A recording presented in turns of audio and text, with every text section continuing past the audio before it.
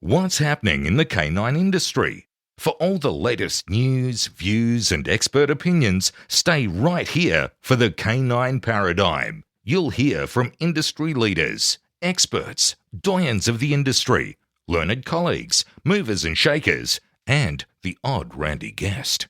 Get the latest insights and expert advice from both here and abroad from the people in the know. Now, here are your hosts, Glenn Cook and Pat Stewart. And I'm Lofty Fulton, and I'm out of here. Glenda? Yes. We have to do a new ad. We do.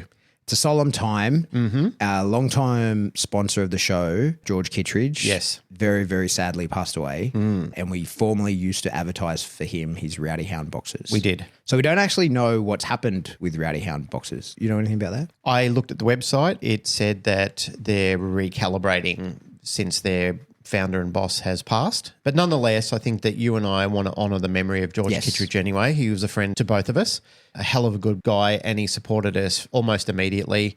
He was on board through and through, and I just don't want any of us to forget George. He was a terrific human being. So we intend to continue to advertise Rowdy Hound, even though we don't know what's going on with them, in the hopes that they keep going, and that can be a bit of George's legacy that we're able to continue to promote. I hope so. In checking it out, we had a look to see, because we're not real good with the sponsorship. So we had a look to see who's actually paying for sponsorship. And we have a list of people to tell you that we support. And the first is our sugar mama, Barbara de Groot. She's been with us from the start as well. Barbara's been an absolute staple in our... She's a gem. She is a gem. She has a business. She does. From the Heart Dog Training. From the Heart Dog Training. Yeah. You can check it out. But she supports us as much and more than anybody ever has. So we appreciate you very much, Barbara. Another person who's supported us from the start. The Einzelwiener. Einzelwiener. The Bullfed. The Bullfed. Yep. It's where I get all my stuff. Yeah. It is, truly. It's where I get all my dog gear. If I need something, Jason's my first point of call. I don't use his shit website. He has a website. It's dog shit. I just message him directly.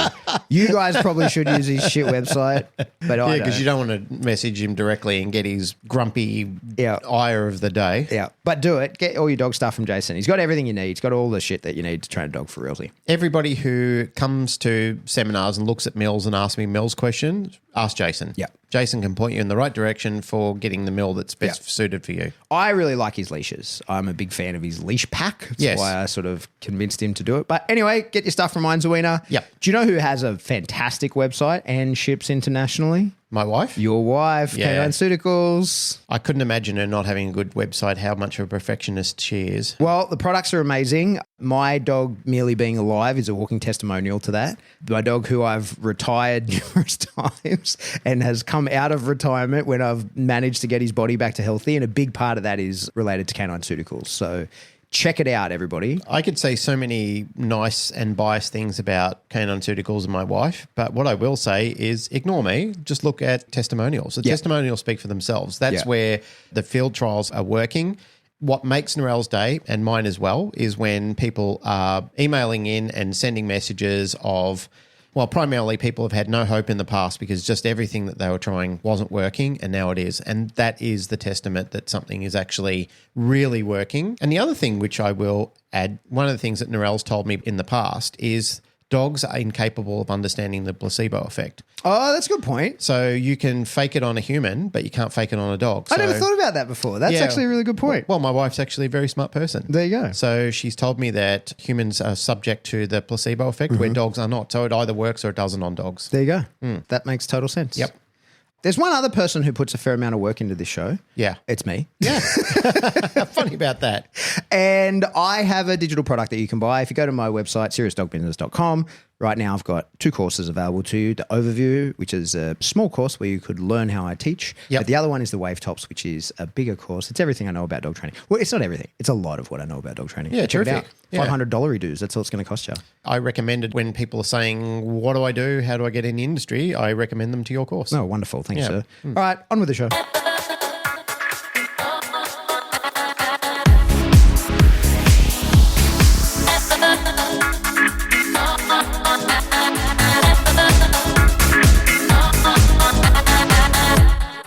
Welcome back to the Canine Paradigm. I'm your host, Pat Stewart. I'm joined in studio today by my co-host, Glenn Cook. There's been a little bit of industry fuckery going on. There has indeed. And you and I have been disciplined, I would say, in keeping away from it. We've been talking about other things more associated with training dogs, which is the jam of what we're doing.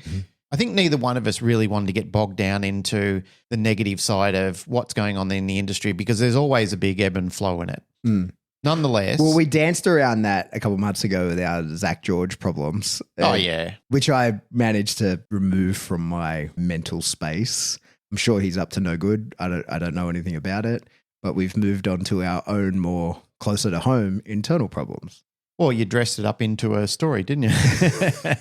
Just made sure he had no clothes.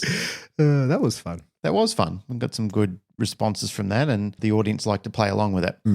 Point that was made in a discussion from an online live that happened during the week was never let somebody else play the main role in your story. Is that how it goes? I think it was. Let's be 100% accurate. Let's look it up. Yeah. So it was words to the effect of never let somebody take the lead character in your life story. Not only have I been thinking about that comment, I've also been thinking about what's been going on in the industry over the last couple of months, over the last couple of years, internationally, local. There will be times of harmony and there'll be times of war. We all wish for a harmonious coexistence with each other. The balanced community and some of the force-free people have been talking about trying to coexist with each other, and it goes a little way down the road, but then it gets kicked to the curb again and everybody realizes, well, this is a farce. I think the main thing is that just not everybody's going to get along all the time. And that's fine. That's fine. I've come to understand that even with some of my own dealings in things that I've been doing and people that I've been in a professional relationship or forced together for one reason or another, just sometimes you're just not going to see eye to eye with each other. Most of the time with those sort of things, I just try and create space, keep my distance from them because I don't want to get angry about it and I don't want to get into a position where I have to take a stand against it and then I have to do something about it because it just occupies too much of my time to do it. But what I found, and I think one of the things that I saw a little bit over many years of going backwards and forwards to the United States was there's people that I felt just don't seem to have the confidence in themselves. And they kind of jumping on the bandwagon of almost getting involved in cult-like anomalies with different trainers. I know it's a bit of a funky conversation to talk about, but it puzzles me why people feel so lost in their own capability or their own identity that they really need to latch hold of somebody. And I've seen some bizarre concepts where I thought, okay, I'm going to be open-minded. I'm going to sit and listen to what this person's got to say. Half an hour into it, I'm just thinking, what the fuck is this? Like, what's actually going on here? What about your thoughts? Yep, for sure. Definitely. Definitely observed that behavior. I've been peripherally involved in that behavior for sure. I think that for many people coming into the dog space, I think that for many of us that come in as trainers, it's a life change. Let me talk for myself. I left the army and became a dog trainer. So that was a radical, enormous, massive life change for me. Now, it wasn't like I broke my back and had to leave the army. Nonetheless, it's this radical thing where you're like, oh, well, fuck, I'm a new person now. My entire existence has changed. My circle of friends is totally different. The people who I aspire to follow and to learn from and follow in the path of, that's now a totally different group of people. My hobbies and sort of interests have changed quite radically. And so you start looking for, where do I fit in now? Who are my people? Where's my group? Like, how do I find comfort in this? And I think that humans are tribal. That's a huge part of how we manage to survive till now, is that we're very in and out group focused. You're my in group. We have to protect ourselves. As an in group, we fortify against the out, right? And we can have sort of somewhat cordial interactions with them at times, but we're always prepared to go to war with them. Maybe we can trade a little with them. We can have like our pleasantries with them, but they're on the out and we're on the in. And I think that for many people coming into the dog space, that is the case. Like there aren't many people. It's so rare to meet someone who at high school was like, oh, I'm going to be a dog trainer and I'm going to go to, I'm going to leave school and I'm going to study those things in order to get that career.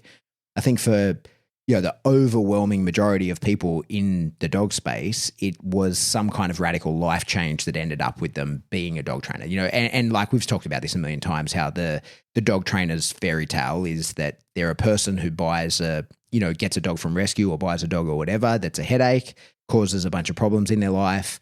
They are unsatisfied with the trainers in their area or are unable to get help, or the opposite is also true as well. They get incredible help and that person becomes their mentor.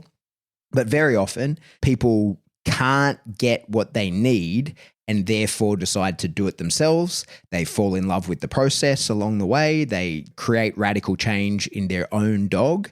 They learn about the process of dog training, the science behind it, the art behind it, the lifestyle around it. And I think that what we often see, certainly this was the case for me, is that when you start to really understand dogs, like, everybody that's owned a dog their whole life will tell you like, yeah, I know dogs, right? Like, don't tell me boats, I know boats, right? I know helicopters. Yeah, exactly. Like, I know what the Aurora Borealis is. Yep.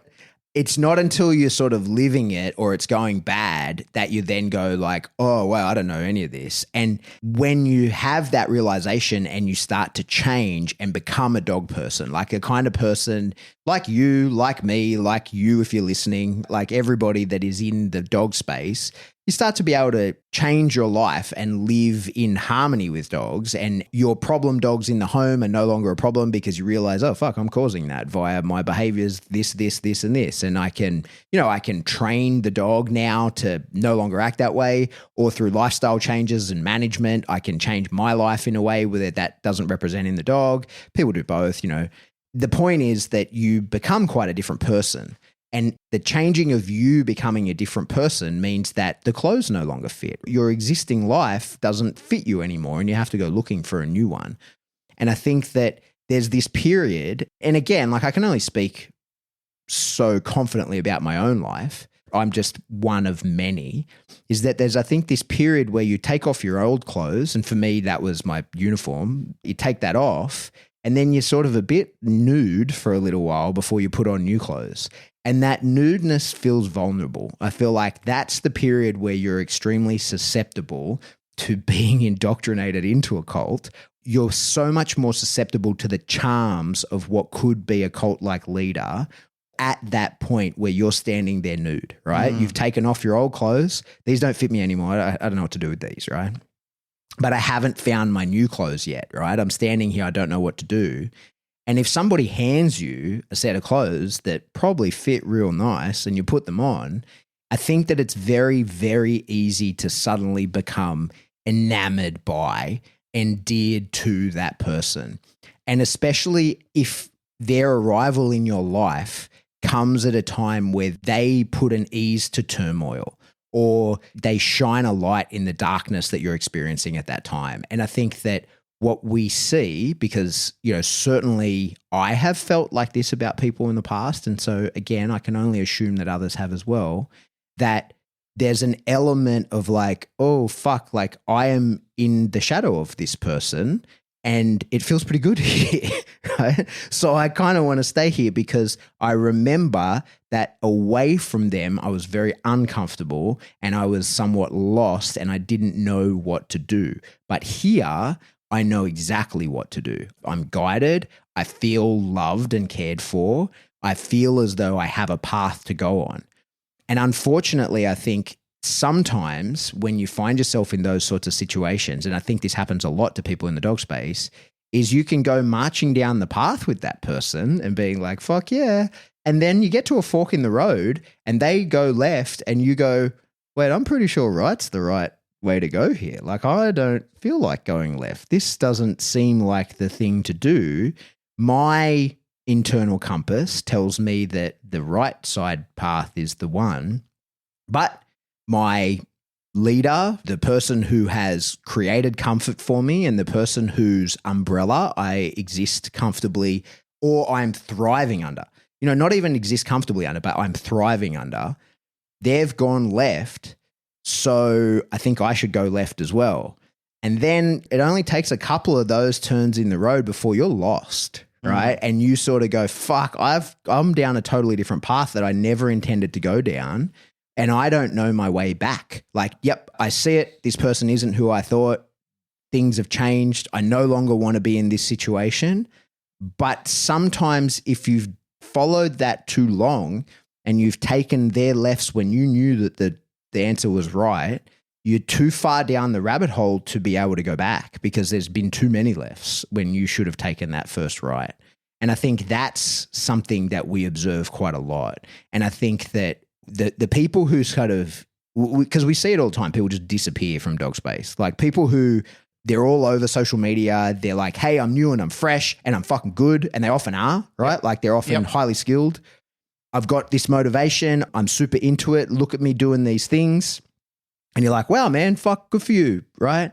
And you sort of have these bonds with these people. And then they're like, I'm one of these people now. And you're like, oh, be careful. Be one of those people. And then they start saying, and you're one of those people. And to then I'm usually like, hey, good luck on your path. I hope I'll be here. If you want to turn around at any point, I'll be here. Maybe you can find me later, but good luck. And when they disappear, it's because they've often taken so many of those lefts that the idea of going back and recovering those relationships or having to eat that humble pie and admitting that defeat and changing who you are at that point publicly, because you then have to realign, right? You have to like course correct at that point. That's too difficult. So it's easier just to go away. And the weird thing about us in the dog space, we've talked about it a million times, is that we all fucking follow each other on social media. Like accountants don't follow each other, right? Like no accountant is following some other accountant. You're like, woo, look at your accounting, right? or critiquing them. Like you didn't get that guy his full return. You could have got him more, dickhead. Right? Like that's not happening online. How do you know? Well, that's true. That's right. I assume, right? I assume. I mean, they're certainly buying brand new Harley Davidsons and riding together. When we go on bike rides, anytime we see a mob of guys on Harley Davidson, we go, there's the Eastern Suburbs Lawyers and Accounting Group. Yeah, that's true. Yeah. But they probably work with each other directly. Like they know each other IRL, right? Yeah. Whereas I think what's peculiar about the dog space is how involved dog people get in their own peers' lives, because we use Facebook a lot. And then I think that's a big reason. Like that's an interesting topic in and of itself, the way that social media platforms to create cohesion and not, right? Like the opposite. I think that TikTok really created a lot of the challenges that we see in that, you know, like maybe 5-6 years ago when we were pushing it and like, not to say that we were causing it, but we were part of the zeitgeist of this push of cohesion, right? Like we were really pushing for that, as many people were.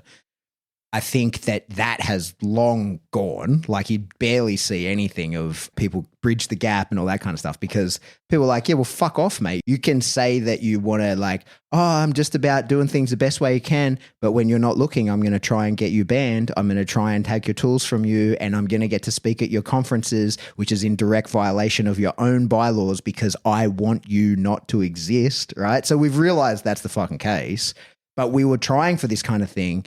But it was because TikTok and to a lesser extent Instagram, the way they work is like you only serve your audience. You're not involved in forums. And there's no forums in those space where people can have varied opinions and you can have conversations. The conversations are to your audience about another. There's no direct back and forth. You can't be called out. Well, sort of all you are is called out, but not directly. Like there's people who don't like me, for example, that make all this content about, like, they don't say my name, but they imply that it's me.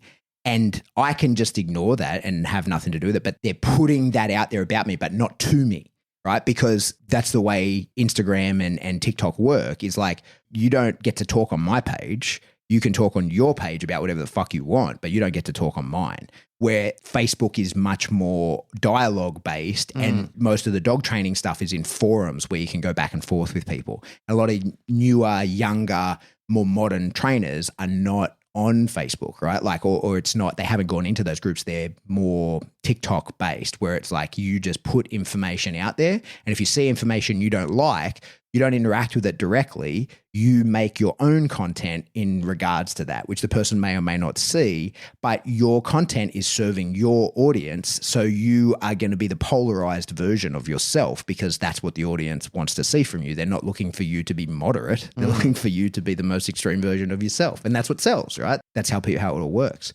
It's the show. Yeah.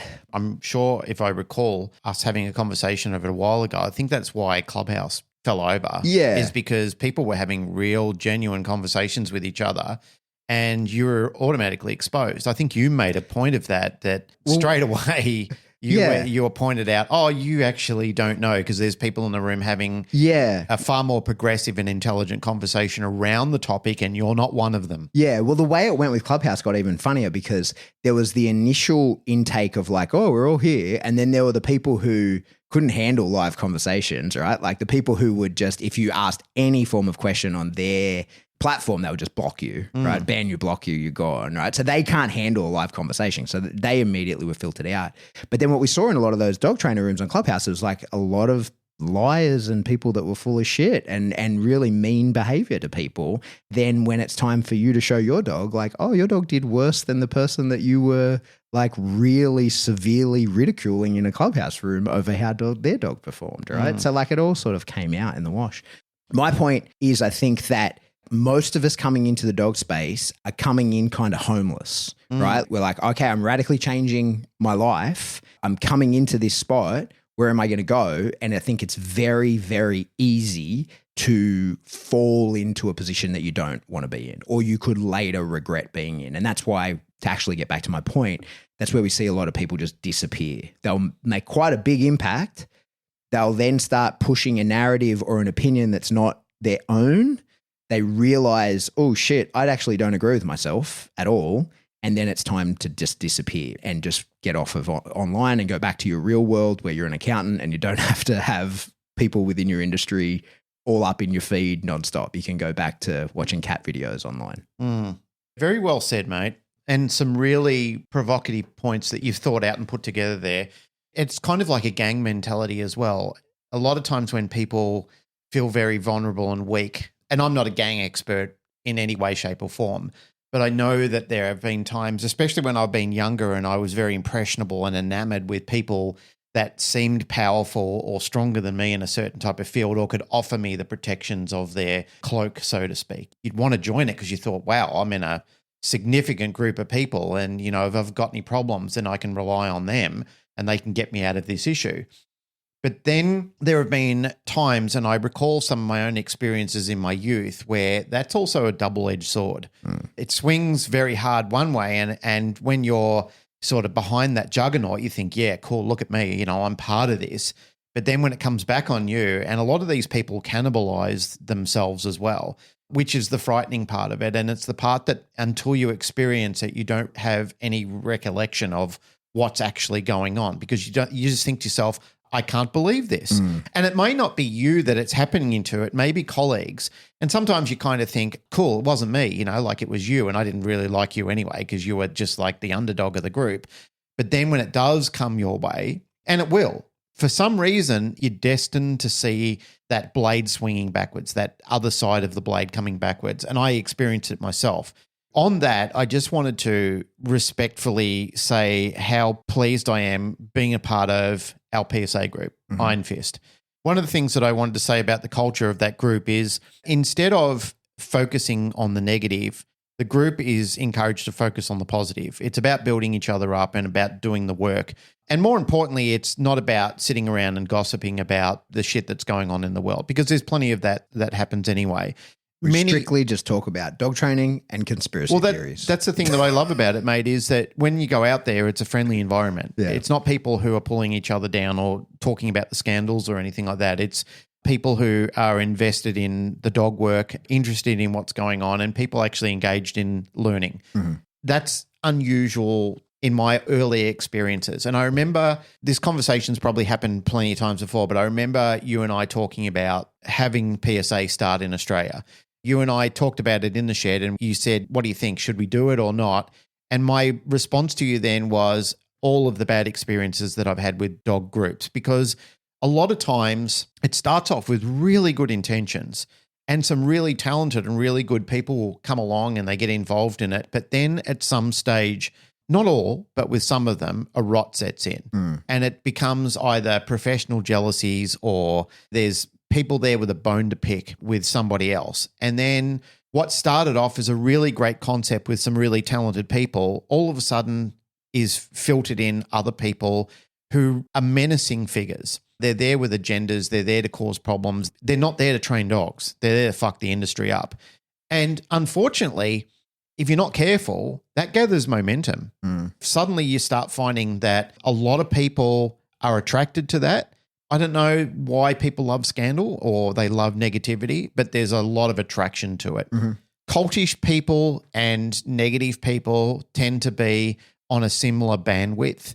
They seem to really grab dependent people who kind of feel like, now I'm involved in something where I feel like I've got benefit and I've got power and I've got the eye of the person at the front. One of my checks on that, and I remember having this conversation with several people more recently, just as coincidence, is if you ever really want to know where you stand with anybody, find out how important you are to them once you're not useful to them anymore. Then you'll see. When the phone stops ringing, you know pretty quickly that you're only there as a convenience measure. So some people have said to me, oh, yeah, but I can pick up the phone to that person anytime. I said, yeah, but that's because you're being useful. That's because you're either inflating their ego or you're giving them something. When you stop being useful, truly when you stop being useful, will that person still call you? When you're in dire straits, will that person still come to your aid? I've been involved with some people where I really believed that they would come to my aid in situations and they never fucking came. So it really gave me an insight to, and these are people I would have walked in front of a bus for. These are people that I went to war for them, and I, metaphorically speaking, but I buried bodies for these people, you know, like I've done things and I thought these people should repay me in turn. Didn't happen. You know, the phone stopped ringing because my usefulness wasn't there anymore. They just found a new boy. That really intrigued me about who they are and what they are about. And for them, it's kind of like your concept of the army or the police force, where I remember you telling me it's a meat grinder. It just needs fresh bodies all the time. And basically, when you stop being useful, you're out the other end because they just need new boots to walk the ground. And that happens a lot of times with some of these institutions. You stop being useful, you just go through the meat grinder with them, and suddenly there's a new person, they're refreshed, they've got vigor, or they're just a nasty, violent, insidious type of person. And they're intrigued by that type of person. Now they've got a new person who will do their bidding, who will run their errands, who will find out scandalous things, or they will just inflate their ego or do whatever it needs to be done for them. And that's one thing that I really encourage people, if you're listening to this. I know it sounds a little neg, all right, but there's one thing I want to encourage people to often think about is if you want to evaluate where you are with any of this group of people, you got to ask yourself the question, if I stop being useful, will the phone keep ringing? Yeah.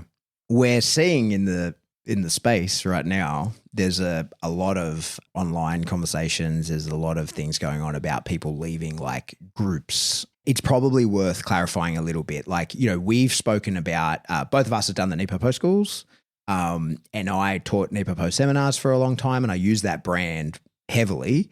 And I think it was like 2020, I decided to sort of try and stand on my own 2 feet a little bit. And that has been interesting there's a lot of stuff going on in the Nipopo community now that has nothing to do with me. Like I'm completely removed from it. I don't get the emails. You know, I'm not in the zeitgeist of what's going on there. I'm completely removed from it. But I've been getting tons of messages from people who, you know, because I did so much under that label and with that brand and publicly here in this space, like I'm getting asked to comment on it a lot. And I don't really have anything to say. But you don't need to, because the comments that people want to say have been said. Yeah, that's right. And that's the thing is certain people have reached out to me individually and said, do you have any comment on it? Because I think they're just trying to add more volume to the fire. Yeah. And I've just said, I don't really need to say anything. Number one, my experience wasn't your experience. I got out of it what I needed to get. Like I didn't go all the way in. I did silver and gold. I was happy with what I did. I appreciated Bart's teaching. As you and I have talked about many times, he's a very intelligent guy. His methodologies and some of the concepts that he's come up with and he's envisaged along his journey, I bought that. I paid for that. Like I've made good use of what I've learned of that over the past. When I've had a gap or a hole in something that I'm trying to do with my dogs in training and I've thought, yep, I'm going to lay that into that little gap there. It's worked very well for me. So I've been happy with that. For some people, I think they've gone all the way in and they're disappointed with some of their outcomes. And they've probably got just reason to be so. I don't know the entire story of somebody else's journey unless I'm traveling the road with them and I've bear witness to everything that I've seen that's done and happened all along the way. So if somebody tells a version of something, that's their version of a story. Yeah. And it doesn't always make it true. You know, like you and I have received some negativity of the past and so forth because somebody said something which has then enraged them and then they've come back and acted on somebody else's behalf. But just because they've been told that, it doesn't make it true. It's somebody else's version of a story. And then whatever the recipient of that has taken away from that, that's also their version of the truth. But it doesn't make it true. It doesn't make it a reality. So I too have been angered by things that people have told me.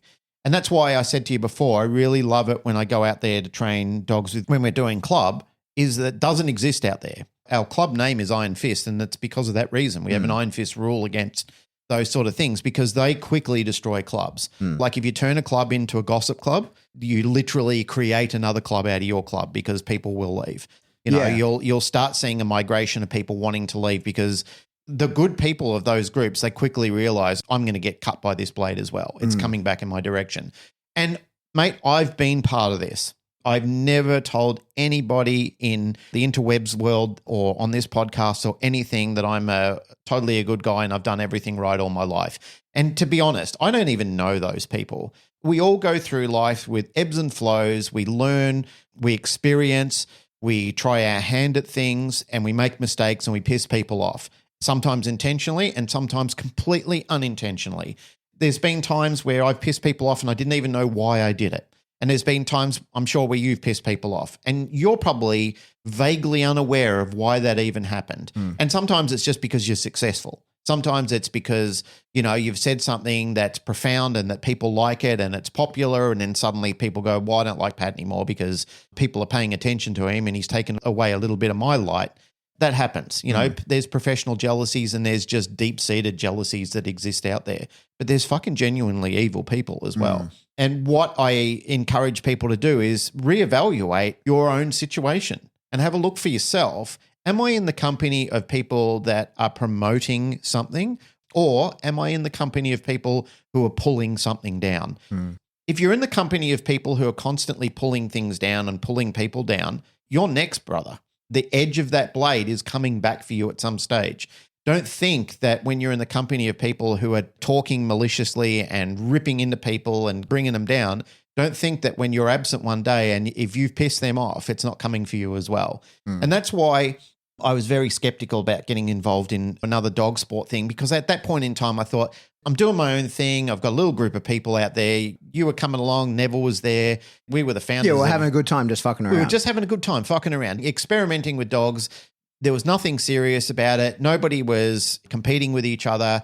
Nonetheless, we decided to go ahead with PSA. We decided to do those sort of things. And what I'm just saying is, and it's a compliment to, you know, many of the people that we're involved in, is they're growing the sport out of the love of growing the sport. And when they come together, they're growing it because they want to do good things and help each other and build each other up. And one of the key areas when I talked about legacy creation, that's kind of a legacy that I would love for people to really embrace a little bit more of genuinely. Another reason for my incoherent ranting on this, I think it was in the Canine Paradigm discussion group where somebody put up about how they're coming for agility groups. And somebody said, I never saw the day that I would see this coming in for my own group. Have you not been listening to us talking for years about this concept? This never goes away. Like when we're infighting and when these groups fall apart and when there's dividings happen and so forth, these beautiful divide and conquer strategies happen. And you get old mate who's got his YouTube channel sitting there in the background, rubbing his hand thinking, oh, thanks for creating all this content for me. Thank you for dropping the fucking drizzling, miserable shit right into my lap so I can make a fucking episode on this, talking about how you just gave me the fucking very material that I was searching for to literally light you all up. That's the thing that makes me most worried. What are they going after agility people? Like, on what basis is that? How when dogs come off equipment, how they fall and hurt themselves. And mate, as I've said in the past, I remember in the days of Rottweiler tail docking. You're not allowed to dock tails in Australia anymore. We've covered that. We've talked about that in the past. I remember the for and against communities. And as soon as it was looking like it was going to be law, the people who were for it started dividing. They created their own for and against it. So all of a sudden, you've got a very weakened group where they had some legs for a bit of time because they actually had some reasons why, and they were talking about it legislatively. There was some good cohesive conversations coming out of it until they created a for and against within their own group. And then you started getting people dobbing each other in and throwing people in the fire, and people who were being very evangelicist about it. And it was just a crazy time to be alive. I was watching people who were allies literally starting to fucking spy on each other, send material in, report them to the government, and do all these sort of crazy things. Now it's starting to happen allegedly to agility groups where people are taking pictures of each other and showing dogs hurting themselves, falling off equipment and stuff like that. I think it's never going to stop. Every time you make allowances for this, it's never going to stop. Every time we talk about the greyhounds, it's never going to stop. They're taking something off you all the time. Yeah. Once it's taken, that's gone. They don't close up shop and shut up shop over these sort of things. They're coming back for something else. They have to. They must. This machine is a meat grinder itself. It's coming back.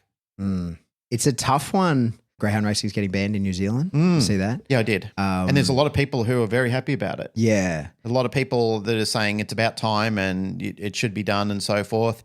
I've got mixed feelings about it. Talk me through it. My mixed feelings are I've never liked the wastage side of it. Like if a dog's no good for racing, you know, like what happens with all the other dogs on the ground. That side has always been a concern for me. I think that's a genuine concern. Like why breed a litter of puppies only to snuff out the ones that are no good to you? Yeah. Primarily about what we were talking about before. As soon as your usefulness has been concluded, you're either living or you're dead. Yeah. So that's a very genuine ethical component to ask straight away. However, if you've got a plan for that, like a plan on the ground that you can home these puppies, and there are people who love having greyhounds as pet dogs. If you've got a plan for that and these dogs are going into homes, and let's say the 10% of puppies that go on to race because they are sight hounds and they love it and they're genetically hardwired to do that sort of thing and it's a sport that they enjoy. I learned so much about dog nutrition and behavior. I mean, these were the original people who were feeding their dogs well and supplementing. Fucking hell, take your hat off to these people. There are plenty of people out there right now, mate, who are working dog people and pet dog people who are on this holy roller excursion of chastising these people and striking them down, who still fucking feed the dog the most miserable shit dog food that you can put in a bowl and still fucking cursing these people atop of their fucking ivory tower. There's greyhound people I know all over the world. Mate, there's some fucking scum in there as well, but there's some people in there that feed their dogs so well. These dogs are getting the cream of the crop. Well, they're athletes. That's the thing. They're athletes. They get the best supplements. They get the best food. These people are out exercising their dogs. Like their other life is walking their dogs, maintaining their dogs, exercising their dogs, running their dogs on the weekends. Do you think that fucking dog's having a miserable life? Yeah, but that's the thing. So I think that certainly there are many people that think that a dog doing anything, the dog must be being forced or coerced into doing it. And I think that was what, you know, really came up when like bite sports was kind of on the chopping block a bit here in New South Wales. Not that we're clear of that, but there was a significant push from it. We'll never be clear of it. No, that's Never. right. But, you know, things were looking bad for a little while there. The narrative was you're forcing the dogs to do it. It was a very peculiar 6 degrees of separation that someone who works in the department that was ultimately tasked with the investigation of this, I actually went to primary school with. And so I was like, come to club, come and check it out. The assessment was like, oh, holy shit, I don't see anything wrong with what's happening here. And I was like, oh, so we're good? And she's like, no.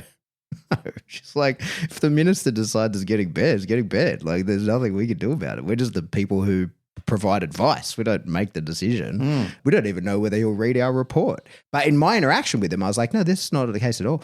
Like, I don't want a dog that I have to force. I was like, if things were like you're explaining, I can't use that dog. I don't want that dog. Like, that's the wrong kind of dog. And so what I think people who want everything cool that you can do with the dog banned, they're imagining their fucking couch potato doing it. And you're like, yeah, but I'm not you. And your dog isn't my dog. We have totally different ideas about what is fun. And I think, let me get into my weird spirituality thing now, because someone said it's okay. So we're going down the rabbit hole on it. One of the thousands of listeners reached out and said, yeah, talk more about that. There's these Hermetic principles, right? And the first is mentalism.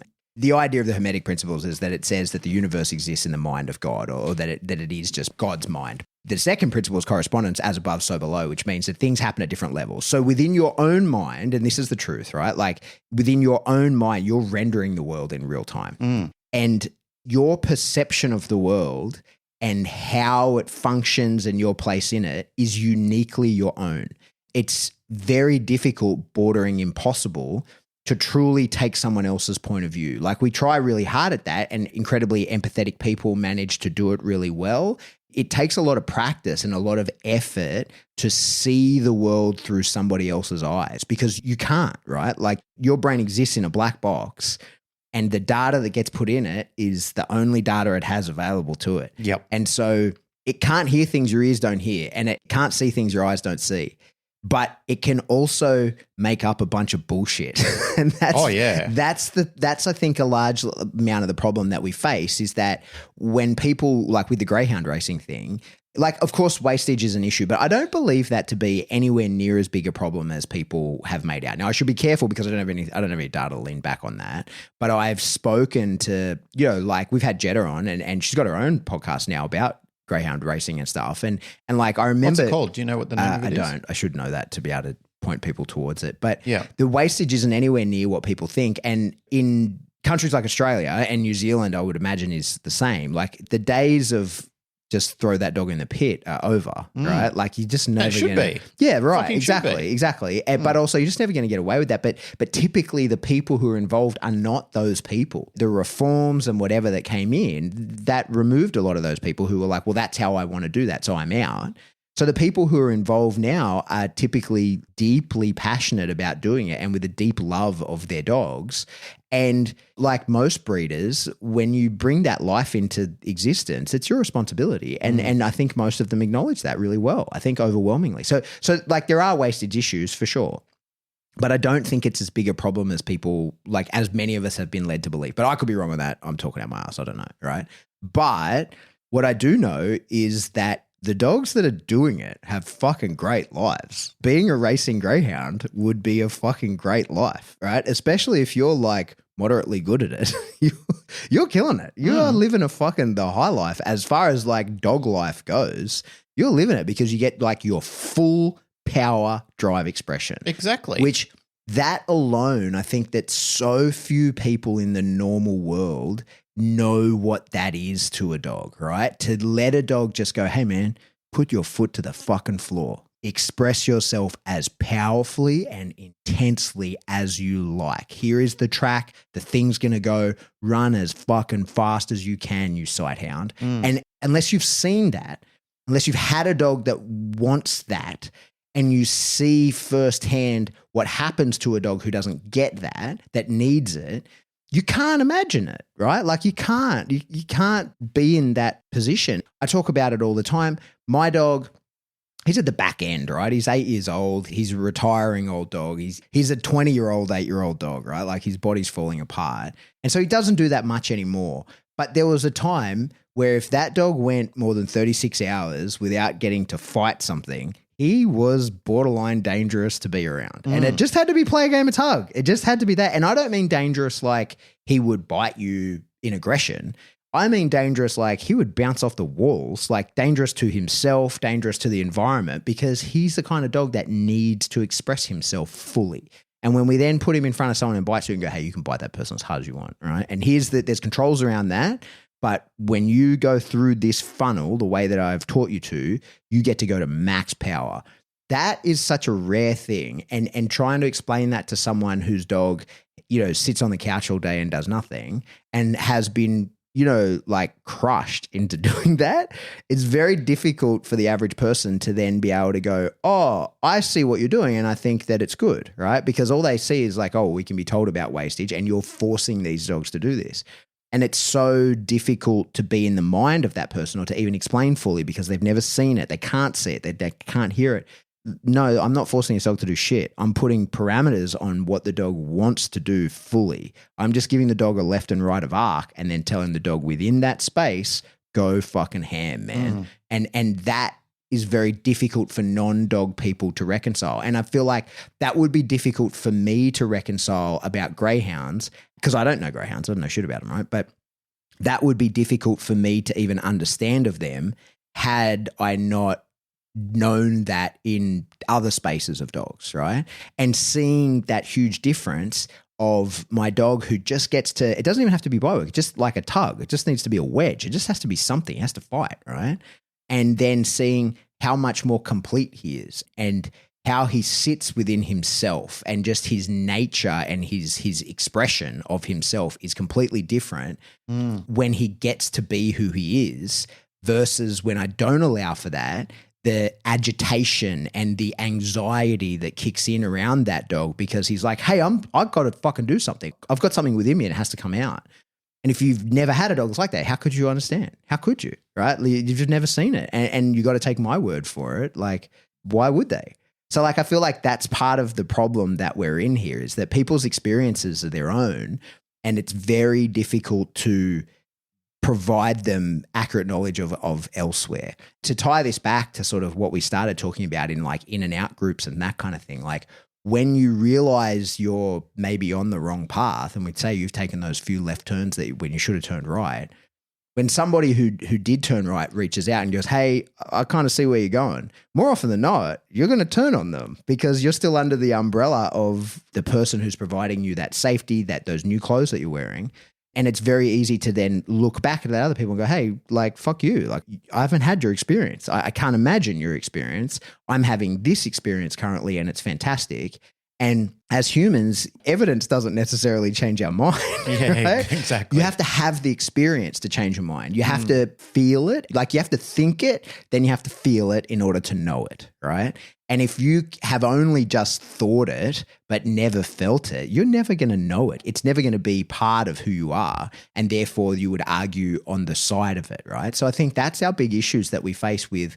We have the collective in-group of dog people. So all of us in the dog space are like, no, we understand dogs, right? Like we know what's up. We know that we want to express them. We want to fulfill them. We want to train them. They need parameters. They've got to be communicated with.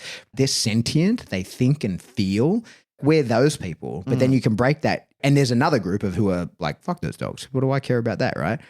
Then we can break our in-group into probably half where we can say there's the force-free and there's the balanced people. And then you can start breaking those groups into proprietary systems.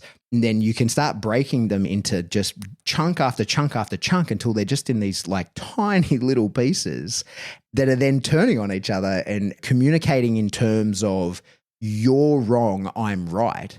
And the seventh hermetic principle is polarity, which is that there is no such thing as truth, like only half truths, right? There is only the perception from your point of view, and your point of view is all you can actually imagine. You can't even imagine anything else because you don't have a base reference for it. Even former truths can be dispelled when there's better evidence. Yeah, exactly. And that's one of the points that science has done that for me before in my dog training career. For sure. Everything that I thought I knew and everything that I believed that my mentors had experienced and learned themselves and passed on to me, it was true up until a point it wasn't. Have you got a specific thing that you think about when you think that? Like something that you deeply thought in the dog space was true? The dog's seen black and white. Oh, really? Yeah, right. That's always the one that I come back to. Yeah, okay. Because I was always told that. Like everybody told me that. There wasn't just like a couple of people. Everybody felt that was common knowledge that dogs saw in black and white.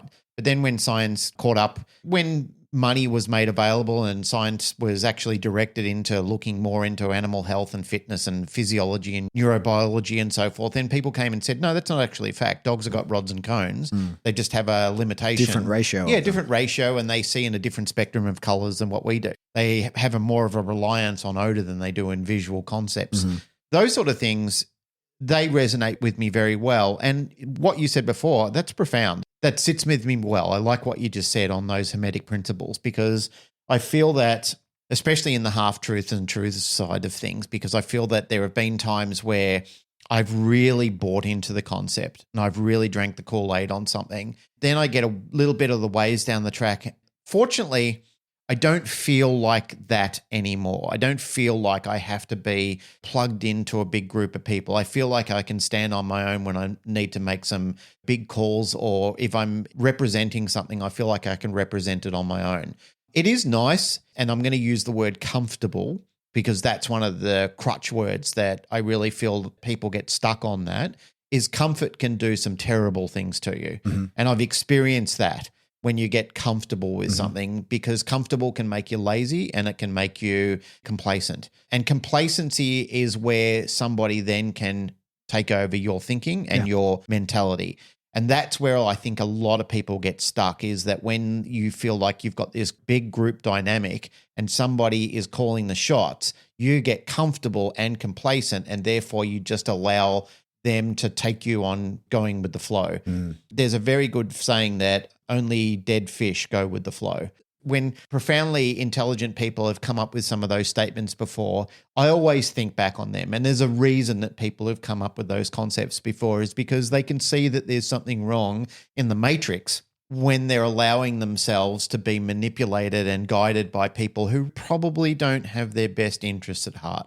They've got their interests at heart. And I've certainly been involved with people before where I've thought, it's not that they're just a malicious...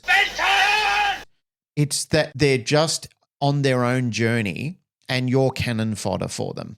They need you to basically be the wheels of the car to get them to where they want to go. Pioneers have done this before. Pioneers march young men into graves because they're kind of thinking, I need to find this, I need to explore it, and I'm going to put you in a grave over the time that I'm actually going to get there. You watch things play out either in fiction or non-fiction, but there's been plenty of times where the person that's celebrated as a hero at the end of it is a fucking villain. The people that they have used and abused and put into graves on the hero's journey on the way there, they're a fucking villain, like a real fucking sadistic villain. They've just got a single-minded purpose to get there. But then again, you have to look at it from another concept and say, well, if they didn't do it, would this pioneering outcome have happened? So when you're looking at concepts of should it have happened and could it have happened differently, who's to know? I had an experience a long time ago. I won't go into details, so I don't want to fucking traumatize the audience, but I watched someone at the end of their life have a massive realization that they'd been lied to, right?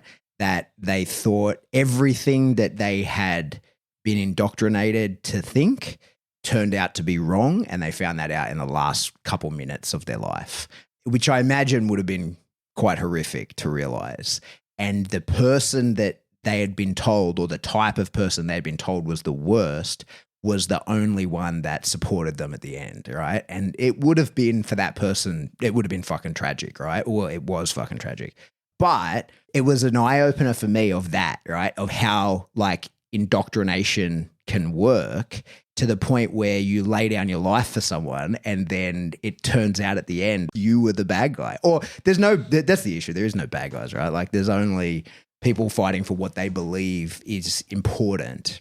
The winners get to decide who was the good guy and who was the bad guy. I know I've used this statement, but it still resonates with me today. It was from Negan in The Walking Dead when he talked about his people, when he finally got caught and he got imprisoned, and he was talking to Maggie, I believe, and he was saying that we didn't see ourselves as being the bad guys. Yeah. And when you look at concepts, when people are like talking about this online, and I've got into the lore of The Walking Dead and just different things like that, when people talk about the concept of how Rick and his team were fucking villains, like they went in and started the war with Negan by killing off a bunch of his people because they wanted to get resources or gain access to something. You look at it, the concept of the Wizard of Oz, when you look at the Wicked Witch versus the Good Witch and how she basically eliminated all of her competition. Like, she got rid of the wizard, she got rid of the two wicked witches. Yeah. All her competition was gone. Like, she won by getting Dorothy to eliminate all her competition and take them out of the area. Yeah. So it's funny when you look at it from the concept of another angle, because There's been people in my life where I think these fucking people are bad people, but sometimes they look at you and like, no, you're the bad person. We're fun. We're good people. You're the villain in our story. Yeah. Yeah, for sure. Before we wrap it up and to sort of tie it back, I think that's what the dog space kind of needs is if you're going to be part of a group, because you kind of have to be, and it's unavoidable. Yeah. Like we are part of many groups, Yes. right? Like that's unavoidable that you are in many in groups, and those in groups will have out groups. There's no way around that. That's where I was going with what I was saying before. That's inherently human. That is going to happen. But I think we would all be in a much better place if you don't get caught into the group think. Like you can go, oh, well, I seem to have aligned with these people because we are on the same side of any particular topic or whatever. But the moment that you no longer align with those people, it's okay to sort of go, well, I'm not in that group, right? Yeah. Or to fracture away from it and say like, oh no, I believe in this part of it, but not that. Because I think that's really all that matters, right? Is that you at the end of the day sit well with yourself.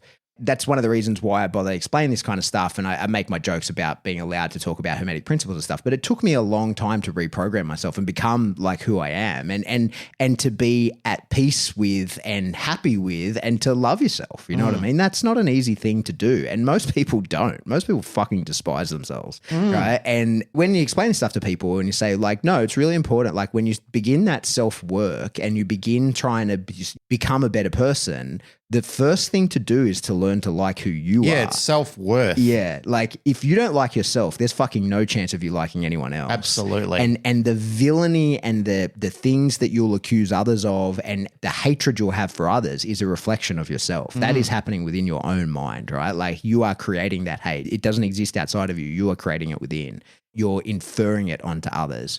And it's very easy for us to then make an assumption about the way that someone thinks and then decide that they think that way because they are this kind of person. And then you can assign them as being that kind of person when they may not have even been thinking that. Like, how the fuck would you know? And your own thoughts are so feeble as well, right? Like, I think that's one of the things that so few people understand is like your own thoughts, they're not yours, right? You're the awareness of your thoughts. You're not the person having the thoughts. Your thoughts can be total bullshit. Yep. Like you can absolutely be fucking lying to yourself. And some of the science around that is fascinating. Have you ever seen the stuff with like people who have their left and right hemispheres separated? Oh, yeah. Where they fully lie to themselves. For people listening, look up this shit. It will blow your fucking mind. You can have people with their left and right hemispheres separated. They're usually epileptic people who have had that happen, you know, as a result of surgery. So these experiments are never done on healthy people. They're always done on people who have had that significant brain surgery. Or it's from an impact or something like that. So that's the caveat because Yep. they're not going to separate someone's hemispheres Yep. for the test. But if you show like, then you're separated by like your left eye is not in communication with your right eye. You're not aggregating the data. You're seeing separate things. And you can show someone written instructions with their right eye that they read and it says like, get up and walk in a circle around the room. So they do that.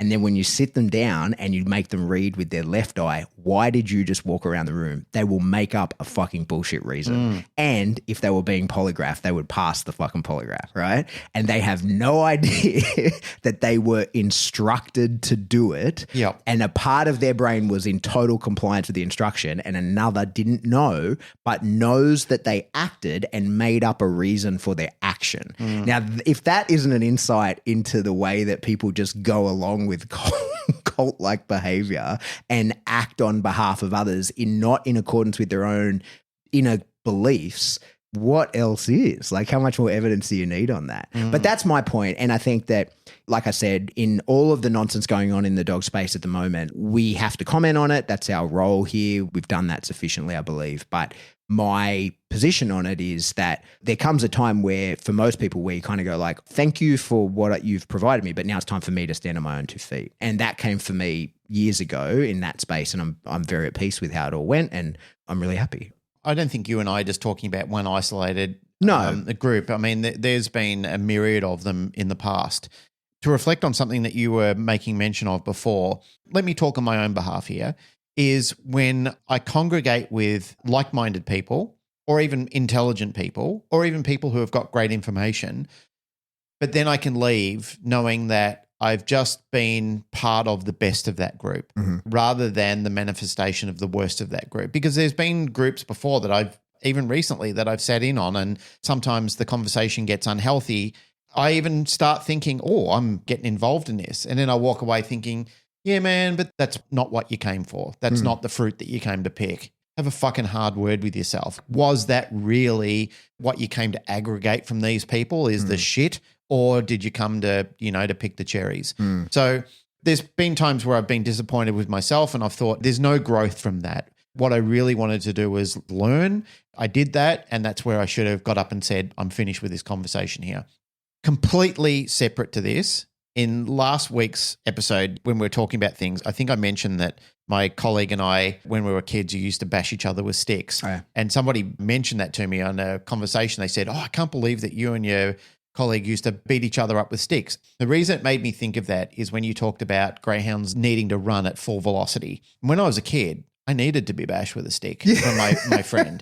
There were certain things that I needed to work out as a bit of a troubled youth. Seriously, it was better that my friend was doing it rather than me going out and doing it to somebody else. Like it needed to happen that way. And it was done out of love, if that makes sense. Me and my friend used to yell and scream and sulk and everything like that. I remember my knuckles being busted open and blood pouring out of my hand and being cracked on the side of the ear by a bit of dowel that we wrapped black tape around it and put 2 copper ends on it, and getting that whacked into the side of your head wasn't fun at the time. But I look back on it and I needed it to happen, and it was the best fun that I needed to do then. It was something that I needed to work out back then. That's a very important thing for young men. Yak Pansep has whole very important thing. So does Jordan Peterson. Yeah, it's a huge thing. And that's why that's one of the principles in the 12 principles of life. Yeah. Just let boys be boys. Yeah, but I mean, it's one of the things like you see it with it's why puppies wrestle and shit all the time. It's like, hey, it's part of development. Yeah, you're my kin. You'll stop. You'll stop when I ask. Yeah. So let's fight. Yeah. Let's fight and toughen each other in a way where we're not actually in any danger beyond something unforeseen happening, which of course can happen. Yeah. Right? But we need to go into like some sort of ritualized combat so that we can find out how far we can go, because you'll stop when I say. That's very necessary for a healthy person. And when you don't get that, this is the same as what happens with singleton puppies. It's why singleton puppies bite so fucking hard, because nobody taught them not to bite so hard. They don't have the concept of pain receptors the other way. Yeah, nobody, they weren't bitten and realized, oh shit, that really hurts. And they didn't bite someone and get a really negative reaction to the point where like it had a consequence to them. Yeah. And that's what happens with kids that aren't allowed to do that kind of stuff, is then they end up the actual problem people that end up using violence because they don't understand it. People who know violence stay the fuck away from violence. It's people who don't know violence that invite it into their fucking lives. Yeah, exactly. Like people who have actually been in real fights or like actual war fighters are the ones that are like, oh, no, I'll go to any lengths to avoid that because I've been in it. I know what that actually is. A correction I need to talk about. Again, it was pointed out to me, so thank you for the person who was paying attention. And shame on me because I do have a Dutch heritage, but it wasn't Black Jake, it was Black Pete. Really? Zwarte Piet. Zwarte Piet. Zwarte Piet. He's the anti-Santa. What he would do is steals the presents. He would kidnap kids and take them back to Spain. Yeah. Oh dear. Bad kids. Okay, just the bad ones. He was the anti-Santa. So he would help Santa, but for the naughty kids, he'd put them in a sack and take them back to Spain. Years ago, so Rip, he loved, when he was really young, Thor. What's the movie where the second Thor movie, or the one with Hulk where they get Ragnarok. lost? Yeah, Ragnarok, right? Yeah. Loved it. And that's that's like appropriate. Like as a young kid, you can watch that. The violence is stylized. He didn't understand any of, like a lot of it that goes over a little kid's head. And it's comedy. It was fun. So totally fine. He watched that from young. He was a huge fan of Thor and Hulk, and it was this whole thing. So then when the Thor Love and Thunder comes out, he wanted to go see it. And we asked a friend of ours, like, hey, what's it like? Can Rip go see it? We're thinking about taking him for his birthday. So I think it was he's 9 now. So it might have been his like 7th birthday. We took him to the movies to watch it. 6th or 7th birthday.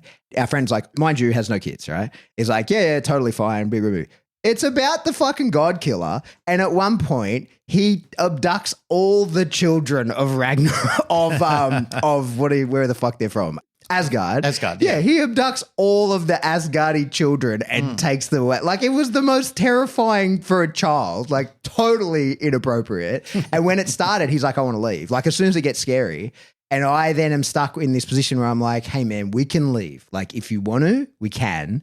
But I promise you Thor's going to beat this guy. So it's better that you see these children get rescued than you leave here thinking about the abducted children, right?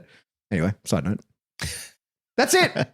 Another episode, Canine Paradigm. As always, like what you hear, like, rate, share, subscribe. Do Solved that all the through- world's problems. Yeah, constantly we're doing it. Constantly. Yep. Just putting our opinions out there. And if you like what you hear, just tell someone. Spread it around. Be like, hey, you won't believe what they said.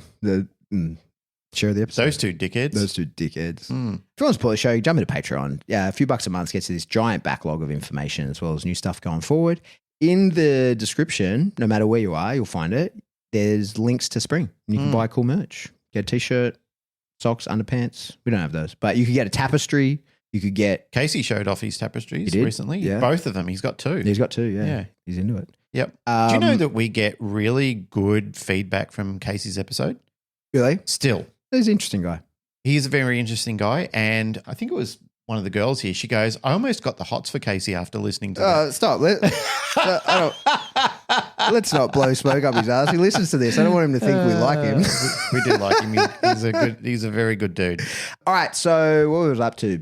Get some stuff from Spring. If you want to get in touch with us, you could jump into the Facebook discussion group. That's where we group source a lot of information in there. There's a lot of nice conversations. It's one of the remaining places of the dog world where nobody's freaking out at anyone, or the freakouts are irregular and mild when they happen. Yeah. I won't say there's none. They're just less. Yeah, but it's a collaboration of good people. Yeah. And if you want to get in touch with us directly, you can shoot us an email. We are info@thecanineparadigm.com. I hope your dogs live forever. Goodbye. Oh, that's a nice ending.